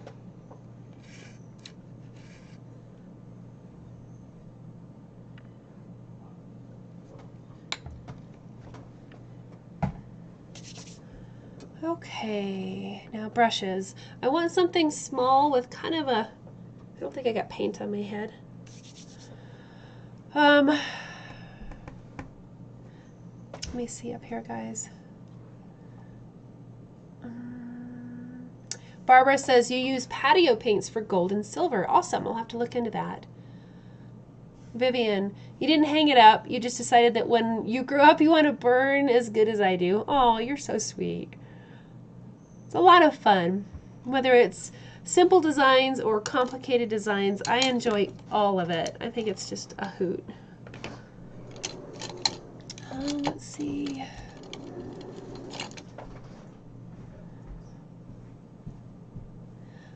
Jeff, how long have I been wood burning? I started in 2009. So, and this is one of my first projects. So I've come a long ways and self-taught and just keep trying more difficult projects just to kind of see if I can do it. So that's how I've learned, is just by tackling tougher and tougher projects to see if I could do it. So I think that I have two little brushes here that we can try. I've got an itty bitty one. It's not going to hold much paint, and then I have this flat one, thinking that might work better for in those little edges. Okay. So I'm still gonna wet my brush a little bit. Blink, blink, blink, blink. And let's see about adding our gold paint. Oh, guys, sorry, I'm a bit behind on the chat. Yeah, that paint just blew everywhere, guys. Little frustrating. I have hands of gold, Larry. I love that. That's so fun. Bum, bum, bum, bum. Steve, hi Steve. You got a razor tip. Awesome. You have the SE kit. I think I have the SSD10, but I bought it like over 10 years ago, so I know they have new stuff out. Okay. Thanks, guys. All right, so we have a little bit of gold paint here. We're just going to... So the turkeys are chasing each other in the yard. They're like playing Ring Around the Rosie, which is kind of funny. So it doesn't look like much. Here, let me zoom in a tad since we're not doing crazy mixing. There we go. The gold is actually very similar to the basswood value, so it's kind of hard to see until you get the light on it. Let me paint a little section here and then I'll lift it up and I'll show you the kind of the difference there.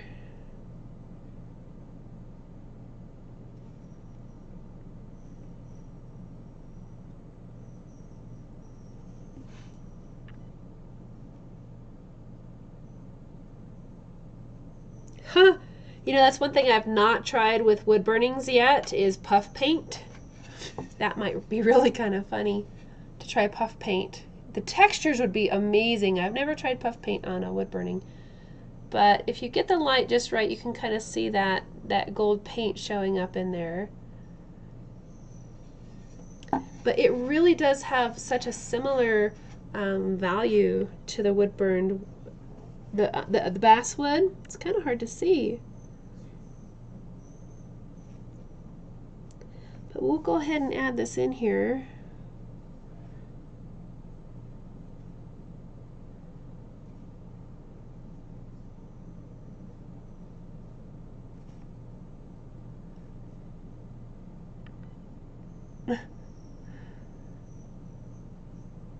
You can see it, Barbara. Okay, cool. Very good. All right, cool. I'm not really staying in my lines because I'm kind of hurrying, but I can probably lift off some of that with a wet paintbrush or something a little bit later, but I'm just going to kind of keep going. And I have way too much paint here.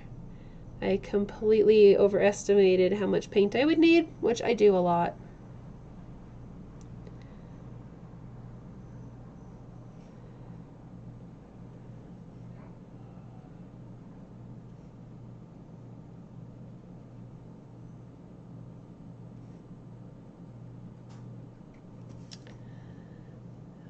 Terry, I do have a really bright light. It's like crazy.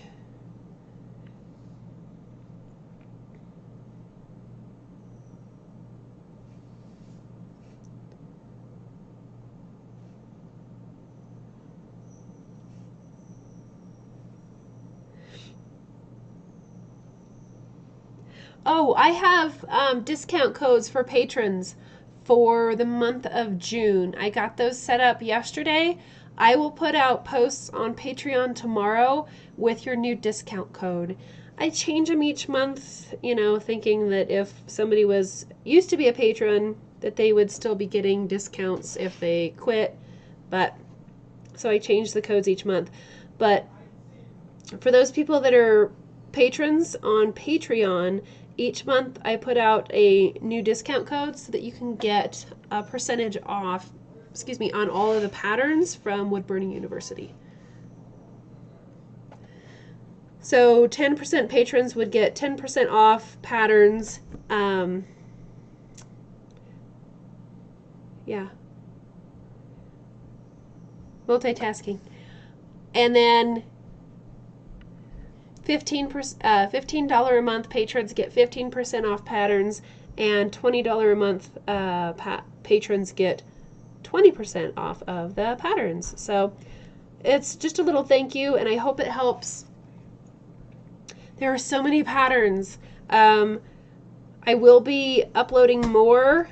Again, I meant to do that each week. I usually try to upload more patterns for you guys each week, but when I was sick, everything just completely came to a standstill. So I will be adding, probably instead of 4 a week, I'll be adding a bit more than that to try and get caught up because of just being a little bit run down. Mom, Hey, I'm gonna run downstairs for a minute. could you hand me a tissue there, pretty please? Yeah, if you don't know where I am, I'm gonna be in the Okay, basement for a minute. why are you running downstairs? I just need to grab a little thing. Like art supplies? Okay. My apologies, guys. Yeah, I'll just be a minute. Okay, watch for bears. Alright, I will. Okay. I think there's so many turkeys in the yard, there's no room for bears, but... True. So we've not seen a lot of bear sign this spring. The winter was really hard, I think, on everything. And I don't know if the bear population around here is diminished, but that doesn't hurt my feelings at all. Because we've had way too many bears over the past few years.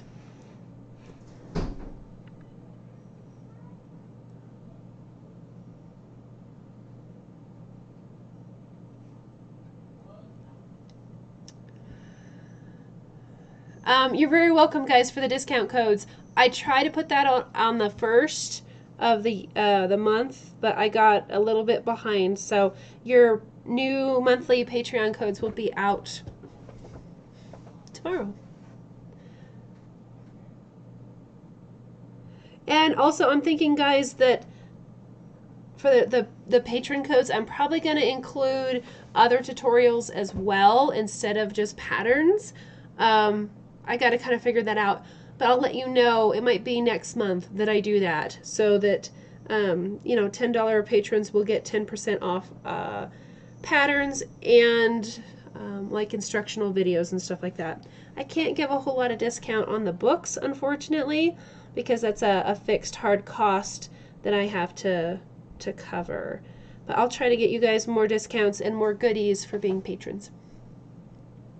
Steve, do I have any snow left? We do have a little bit of snow in the kind of the north-facing slopes in the pine trees, but it was snowing this morning. It's been raining, and we've gotten like an inch of rain in the last 24 hours, and we woke up this morning and it was snowing big fat snowflakes, so they didn't stick, but it was chilly. Okay, so there we have our gold border. Again, it doesn't show up a whole lot, but in person it's kind of a neat effect. Okay, so next, let's see. This is a really fun project, guys. I knew that those yellows and blues were going to be a lot of fun. Larry, you like the tutorials and you've done a few of them. Awesome. Yep, there's a locomotive project on Patreon, and so is Lady Liberty is on there. I think those are on Patreon. If not, they're on my Wood Burning University as well. Chris, for the outer band, would a silver help bring out the gold? I could try that too. That would be interesting. A silver or a white might be kind of fun. But there you go. Another cool thing that I have not tried yet is gold leaf. So you like put down a sticky thing and then you apply the gold leaf and then lift it off. That could be a lot of fun. I have gold leaf, but I haven't really used it for wood burnings. But I think that'd be fun. All right, so we have about 15 minutes left here, so I'm going to take some of this white acrylic paint and I'm going to water it down Excuse me. And then let's see what we can do with that. Because I'm a little bit disappointed in our white watercolor. It just disappeared.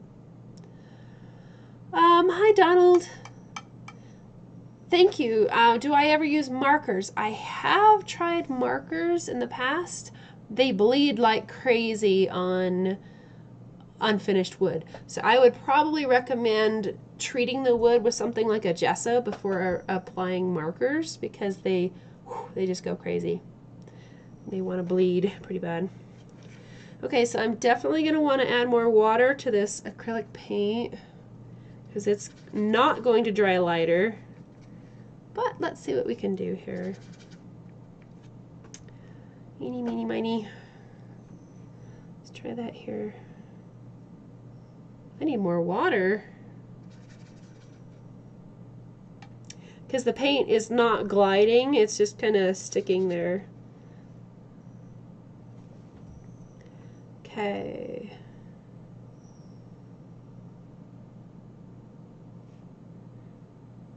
But we're going to keep experimenting here and see if we can't find something that's going to work for you guys a little bit better than that white watercolor.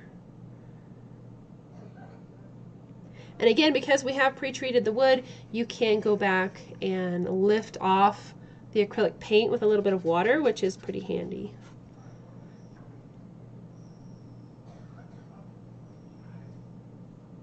And keep in mind also that this whole stained glass project, you don't have to do watercolors. I think we kind of took a vote the last time and decided to do watercolors, but you can paint the stained glass project with just thin layers of acrylic paint. In that case, if you want to pre-treat the wood, you can. You don't have to. I would say anytime that you add water, it's probably a good idea to kind of pre-treat the wood, but it's not super critical as long as you don't really saturate the wood.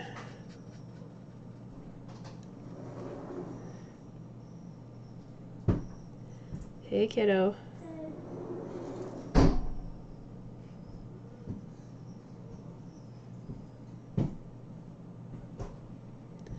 So this is pretty cool. I like the depth that we're getting out of this. It's not very well blended, but I'm hoping that once it dries, it'll be not as like bold and in your face, and it'll just all kind of look nice.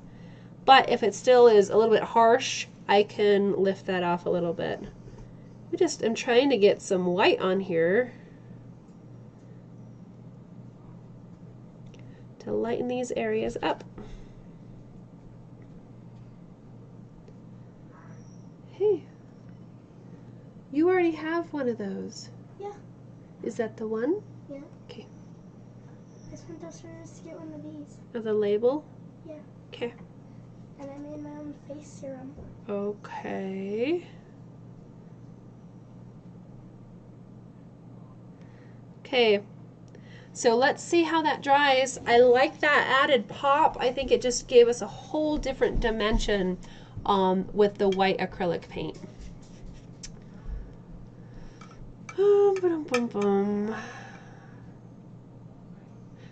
Donald, where do you stand on the original art to burn versus tracing art to burn? Were your two soldiers original art? So I work from photos. That's what I do. I work from reference photos. So I do trace to get all that information and details on there. Some people don't like tracing. They want to do something original. It's not a big thing for me. I trace because it saves me a tremendous amount of time.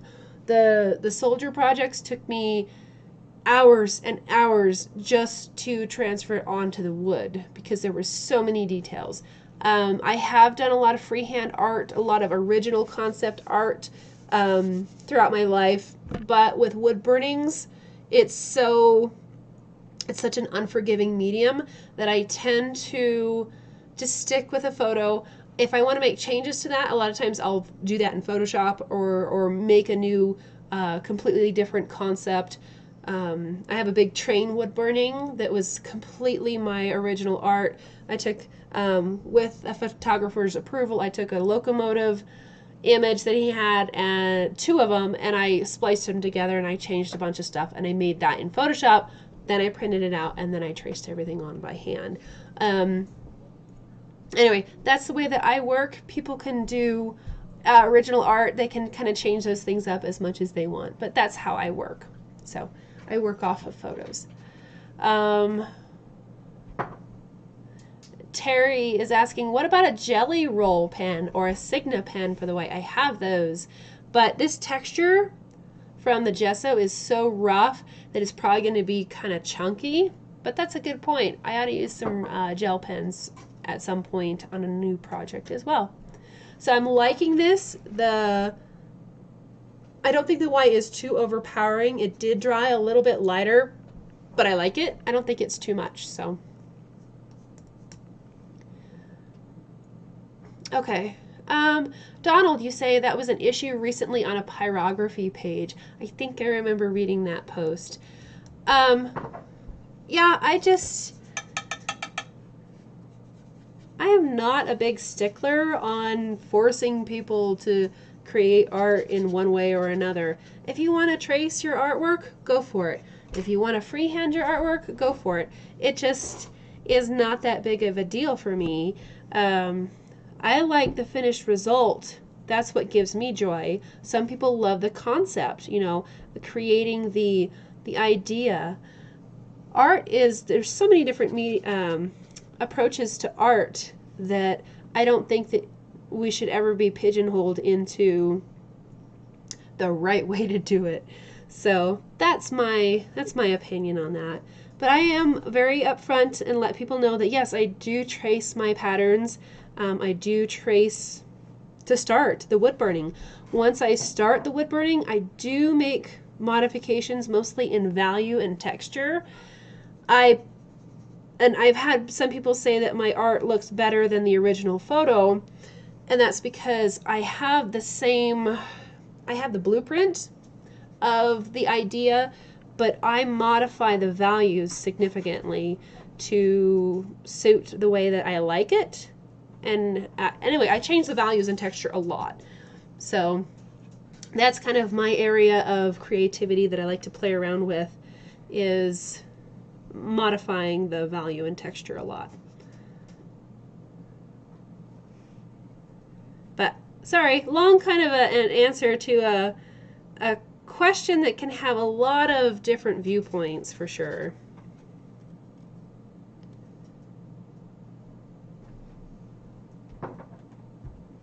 So this is fun. I'm liking this light. I'm liking the white. I think we finally found a good solution of just some watered down acrylic paint to give that stained glass effect with the light shining behind it. Larry, yes, it is definitely, wood burning is an unforgiving medium. If you make mistakes, it's almost difficult to impossible to fix them. So I do all my adjusting and editing in Photoshop beforehand, because once it goes onto the wood, there's not a whole lot of leeway to make big changes. And I have had really bad mistakes over the years, and I wound up painting over that area. I had this elk that was turned in a weird way, and it just looked weird, and it didn't turn out very well. And so finally, because I can't change that part of the burning, in order to fix that big mistake, I wound up adding acrylic paint, and I put a bush in front of him, and it turned out just fine. So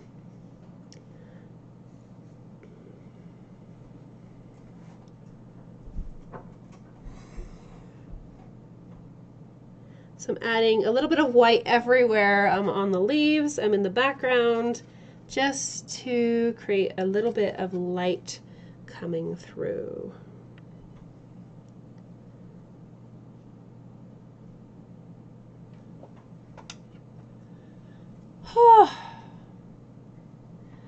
Tracy, you you trace photos of your daughter's dog and it came out really good. Very nice. Vivian, you take photos of your own and try to use those unless you get a commission. Very good. Yeah, you can contact photographers and ask permission. That's what I did with that big train wood burning. Matthew Malkowitz was a very pleasant person to work with, and he was very nice. And I actually, like I said, I used 2 of his photos and spliced them together to create my own composition. Mainly because that massive steam cloud came from like this little unimpressive little locomotive, and I'm like, I want a powerful locomotive. And I also picked a locomotive from Colorado. So I wound up having to flip the image of the smoke cloud to match the light source of the train. And anyway, it was fun. I like doing Photoshop work, and it all turned out really well. But that way I know if people make that wood burning of the train, they actually used my reference because I created that original artwork. But that happens. Okay, so I like the added white. I'm glad that we did the acrylic paint. Yeah. Nice. So I'm just going to kind of go back through here and see anywhere that I want maybe a little bit more pop of light in there. And you can go through and just tinker with this as you want and kind of pull areas forward with the light or push areas back with them being darker. And that's one of the funnest things I think about values is it's quite simple with that push and pull. You know, darks tend to push back, lights pull forward. And there we go, guys. I think that was a lot of fun, and we'll just go from there. Lots and lots of fun. So let's see. Barbara, you do a lot of your work in Photoshop as well. Yep. Yes, Tracy, it can be very difficult to fix mistakes. And Barbara Scratchboard too is very unforgiving. I agree. All right, guys. Well, this was a lot of fun. If you guys have any questions, we have a couple minutes and we can kind of talk about that. But again, this pattern is available on woodburninguniversity.com. Just go to the pattern tab and it would be, I think it's the first project that shows up. So that's available. Patrons, if you're a patron on Patreon, you get this for free and you get all the other patterns for all the other projects that we've done. And I'll leave this footage up on YouTube probably overnight, and then tonight's live stream will be archived over onto Patreon so that you guys can access it there at your own leisure. You can go back and work through different projects and all that. So great resource there. All right, well, thanks so much, everybody. This is just a lot of fun. Good night, Rich. Oh, our next live stream, the Q&A will be next Wednesday, the 7th. So for that Q&A, I'm going to be talking about my favorite pieces of basswood to work on, because if you look out there online or anywhere, there's a lot of different types of basswood, and I've tried pretty much all of them. Some are much better than others, and I can kind of talk about why and then show you my absolute favorite types of basswood to work on, where to find them, why I like them, and everything from little tiny pieces to large custom cut pieces of really big sizes, like 2 foot by 3 foot is the biggest piece of basswood that I can get. The quality is amazing. So anyway, be sure to join in next Wednesday the 7th at 6:00 p.m. Mountain Time, and I will talk about where to find basswood. So, all right, thanks so much for being here, everybody. I hope you have a fantastic weekend. Stay safe, and we'll see you on Wednesday. All right, guys, good night.